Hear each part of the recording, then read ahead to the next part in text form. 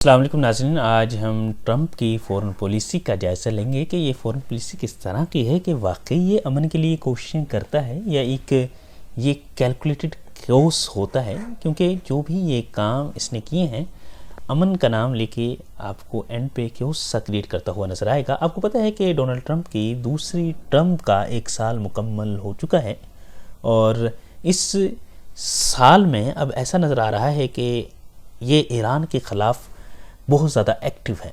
Iran के हवाले तो पहले इसने ये कहा था कि ईरान पे वो अटैक कर सकता है कि अगर ईरान ने मौजूदा प्रोटेस्टर्स के ख़िलाफ़ लाठी चार्ज करना बंद ना किया, लेकिन अब ये कहता हुआ नज़र आ रहा है कि they have set the killing has stopped and the execution won't take place and we are going to find out कि ईरान ने अब लोगों के ख़िलाफ़ एक्शन लेना बंद कर दिया है, उनको मारना पीटना बंद कर दिया है और हम अभी इस चीज़ का अंदाज़ा लगा रहे हैं। और इसी तरह का इससे पहले जो ईरान के फॉरेन मिनिस्टर हैं अब्बास अराक्ची, वो भी ये बात कर चुके हैं कि वो ऐसा कोई नहीं कर रहे कि लोगों को मार रहे हों ईटीसी, वो इससे मुकर चुके हैं पहले ही।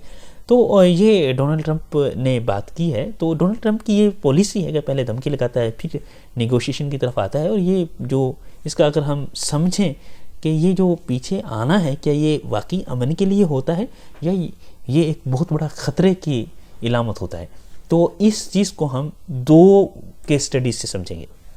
सबसे पहली वेनेजुएला की केस स्टडी है। वेनेजुएला के केस में आपको पता है कि उसने मडोरो जो वेनेजुएला के प्रेसिडेंट थे उनको उठा लिया था। उससे पहले क्या हुआ था, ये सिलसिला शुरू होता है अगस्त में डोनाल्ड ट्रंप ये करता है कि कैरेबियन सी के अंदर अपनी लार्जेस्ट मिलिट्री को डिप्लॉय कर देता है। इसमें 30 बोट्स पे अटैक होता है, 100 से ज़्यादा लोग मारे जाते हैं और हालांकि उनके ख़िलाफ़ कोई सबूत भी नहीं होते। अगस्त के बाद नवंबर में बात चली जाए तो पता चलता है कि वेनेजुएला के प्रेसिडेंट निकोलस मडोरो और यूएसए के दरमियान बड़े दोस्ताना कॉल्स होती हैं। फिर 1 जनवरी को जाएँ तो मडोरो और यूएसए के दरमियान अमन की कोशिशें होती हैं। मडोरो यूएसए को वेनेजुएला ऑयल पर एक्सेस देने के लिए भी बातचीत करता है, ड्रग्स के ख़िलाफ़ भी बातचीत करता है। लेकिन उसके कुछ ही टाइम बाद यूएस की फोर्सेस मडोरो को उठाती हैं उनकी दारुल हुकूमत से और उनको उठा के न्यूयॉर्क ले जाती हैं। इसे क्या पता चल रहा है, आपने देखा कि उसको उठाने से पहले इनके दरमियान ताल्लुकात कितने अच्छे हो रहे हैं, ताल्लुकात हो रहे हैं, लेकिन फ़ौरन उठा के इनको दोबारा इनको उठा के न्यूयॉर्क ले जाया जाता है। मतलब कि जब भी यूएस कोई बड़ा कदम उठाता है तो उससे पहले एक तरह से डी एस्केलेशन करता हुआ नज़र आया है। दूसरी केस स्टडी हम देखें ईरान वाली, जो ईरान पे उसने जून 2020 को अटैक किए थे, उसको देखें, जो उनके फुर्दो न्यूक्लियर साइट पे अटैक किए थे। वो अटैक होने से पहले ना जून के शुरू में टेंशन्स बहुत ज़्यादा थी इनके दरमियान। जून के शुरू में थोड़ी सी बातें चीज़ हुई इन दोनों के दरमियान और इन्होंने कहा कि हम डिप्लोमेटिकली मामलात को सुलझाएंगे और इन्होंने मान लिया। 13 जून की ये बात है। फिर कुछ ही टाइम बाद क्या होता है कि यूएसए का जो अलाय था इसराइल, वो ईरान के ऊपर अटैक कर देता है। और मोस्टली एक्सपर्ट्स का ये कहना था कि ईरान पे अटैक इसराइल यूएसए की इजाज़त के बगैर नहीं कर सकता, तो ये यूएसए फिर भी सपोर्ट करता है इसराइल को। फिर जून 20 का टाइम आता है, इनके दरमियान एस्केलेशन बढ़ जाती हैं और यूएसए कहता है कि वो ईरान की न्यूक्लियर साइट्स पे 2 हफ्तों के अंदर अंदर अटैक करेगा। 2 हफ्तों का टाइम दे देता है, लेकिन होता क्या है कि 2 ही दिन गुजरते हैं यूएसए ईरान की न्यूक्लियर साइट्स पे अटैक कर देता है। इसका मतलब क्या हुआ कि यूएसए बड़ा कन्फ्यूजन स्ट्रेटजी यूटिलाइज करता है कि उसने 2 हफ्तों का कह के 2 दिन के अंदर अटैक कर दिया। जून 2022 को उसने B-2 बॉम्बर के थ्रू ईरान के फुर्दो न्यूक्लियर साइट्स पे अटैक कर दिया। ये यूएसए की बड़ी अजीब स्ट्रेटजी है कि वो अपने दुश्मन को कंफ्यूज कर देता है। और एक तो वो पहले क्या करता है, वेनेजुएला के केस में मैंने बताया पहले डीएस्केलेट कर रहा होता है, या दूसरे केस में ईरान के केस में क्या कि वो अटैक कर देता है। अब इन दोनों केस स्टडी से हमें ये पता चलता है कि इसके जो डिप्लोमेसी है उनके अंदर 3 फैक्टर्स हैं। एक डिप्लोमेटिक अवर्चर, दूसरा परसीव्ड क्लेम्स और तीसरा डिसिसिव एक्शन। डिप्लोमेटिक अवर्चर में ये होता है कि वो डिप्लोमेटिक इंटेंट की पब्लिक स्टेटमेंट्स देता है, डी एस्केलेशन के लिए कोशिशें शो करवाता है, कोर्डियल कॉल्स होती हैं, दोस्ताना कॉल्स होती हैं, डिप्लोमेसी के लिए कमिटमेंट होती है। और परसीव्ड काम में ये होता है कि दोनों के दरमियान नेगोशिएशन हो रही होती हैं, एडवर्सीज के साथ ताल्लुकात बेहतर करने की कोशिश की जा रही होती। लेकिन फिर क्या होता है कि अचानक से अटैक होता है, उसमें मिलिट्री एक्शन का इस्तेमाल होता है। जैसे उसने अचानक से पहले और इसके लिए वेनेजुएला के साथ डील्स हो रही थी, नेगोशिएशंस हो रही थी, फिर अचानक से उसको उठा लिया जाता है। इस तरह ईरान के साथ भी नेगोशिएशन होती रही, फिर अचानक से फोर्दो पे अटैक कर दिया जाता है।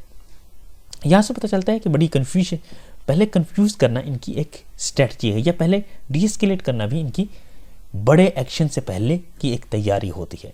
अब इनको हम एनालिटिकल फ्रेमवर्क में देखें तो दो तरह की थीरीज हमारे सामने आती हैं। एक बुलिश पल्पिट थीरी जिसको सपोर्ट करते हैं जेरेमी शैपिरो, जो काउंसिल ऑन फॉरेन रिलेशंस के एक एनालिस्ट हैं। उनका कहना है कि इसके अंदर फॉरेन पॉलिसी को as a political theatre utilise किया जाता है, और इससे किया जाता है पॉलिटिकल थिएटर के तौर पे यूज़ करते हुए डोमेस्टिक सिग्नलिंग भी की जाती है, और इस फोर्स को वीक टारगेट्स के लिए इसके थ्रू, इस थ्योरी के मुताबिक वीक फोर्सेस के खिलाफ ही ताकत का इस्तेमाल किया जाता है। इस तरह कैलकुलेटेड अनप्रेडिक्टेबिलिटी की थ्योरी है। इसके मुताबिक जो दुश्मन है ना, जो मुखालिफ है उसको कंफ्यूज कर दिया जाता है, उसको ऑफ बैलेंस कर दिया जाता है, और उसके ऊपर साइकोलॉजिकल प्रेशर डाला जाता है ताकि उससे मैक्सिमम लेवरेज हासिल किया जा सके। ये जो दो थीरीज हैं इनको यूटिलाइज कर रहा है यूएसए। यूएसए क्या कर रहा है? लिमिटेड एक्शन भी ले रहा है, और यूएसए लो एस्केलेशन के थ्रू रिस्क भी क्रिएट कर रहा है, और इस तरह से वो बाद में फिर अटैक करता हुआ भी नज़र आ रहा है।